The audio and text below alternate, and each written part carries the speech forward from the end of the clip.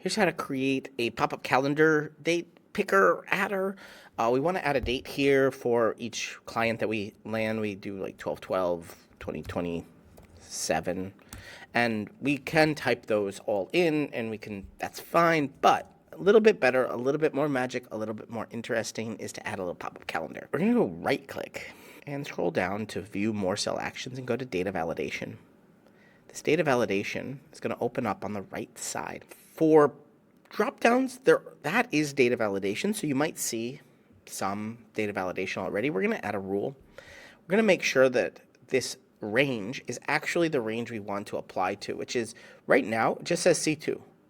But we can change that to C2:C. And now it will apply to the entire column, not the header. And the criteria we don't want is drop-down. We don't want that. We just want is valid date. Now, is valid date is going to have some other options like show help text, and it can say enter a valid date. You can say please if you want to add a little bit extra. And also we have the option of if the data is invalid. Now, a lot of the times you might be really wanting to say reject the input, but I think actually reject the input forces someone to figure it out right away.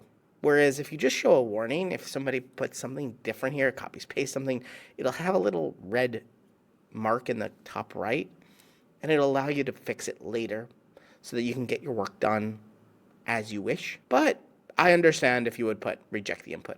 You can click done, and it doesn't look like much has happened, but if I double click on the cell, I get a picker. If I start typing in, I don't see it, 2023. But as soon as I double click, that date that I typed is actually already in there and in the picker. See?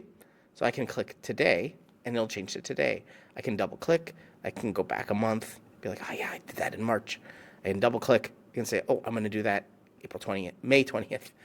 And this is a wonderful way to use dates inside of Google Sheets and inside your cell. I hope you enjoyed this. You're watching Better Sheets here on YouTube. Make sure you check out this video or this video and subscribe right now to get more tips, tricks, how-tos, get more out of your Google Sheets than you ever have before.